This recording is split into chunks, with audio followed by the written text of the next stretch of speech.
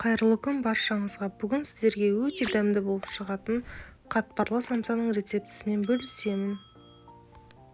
Ең алдымен ұнымызға 1 шай ас қасық тұз, 1 шай ас қасық қант және 2 шай ас қасық сұйық майымызды құямыз.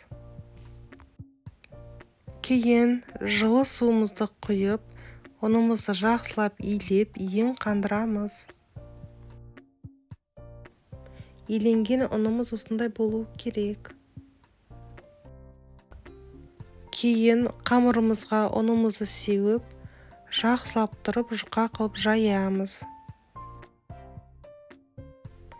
Кейін жұқа етіп жайылған қамырымызға маргаринімізді құямыз. Осылай қолымыздың көмегімен жан-жағына жеткізіп, майымызды жағамыз. Кейін май жағылған қамырымызды шертпақтап, морозильникке салып қатырып қоямыз. Менде самсаның салмасына 400 граммдай фарш және 1 пияз. Пиязымызды ұсақтап тураймыз.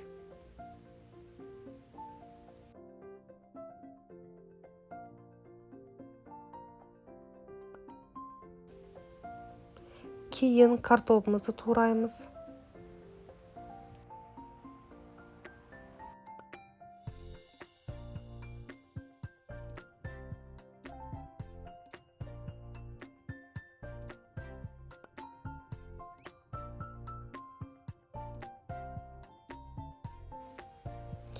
Кейін қара бұрышымызды саламыз.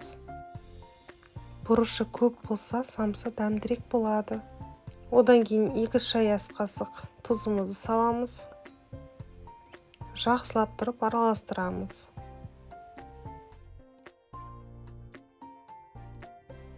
Қамырымызды алып, бөлікке бөліп самса жасаймыз.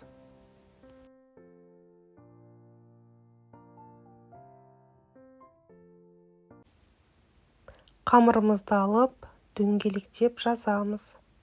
Өте жұқа емес, өте қалың емес, орташа болу керек. Кейін салмасын салып, самса жасаймыз. Қамырдың шетін жақсылап тұрып жапсырамыз. Мен осындай формада жасадым. Сіздерге 3 бұрыш формасы болса да, басқа да формада жасауларыңызға болады.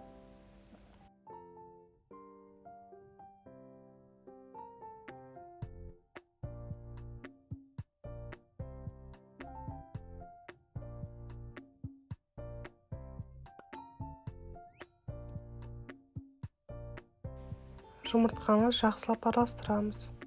Кейін самсамыздың бетіне жағып шығамыз.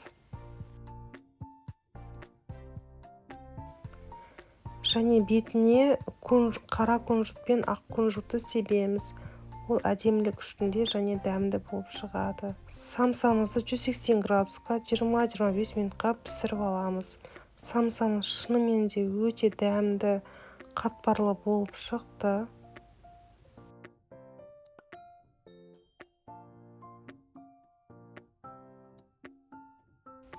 Астарыңыз дәмді болсын. Егерде сіздерге менің рецептім ұнаса, лайк басып, комментарий қалдырып, каналыма тіркеліп кетіңіздер. Рахмет!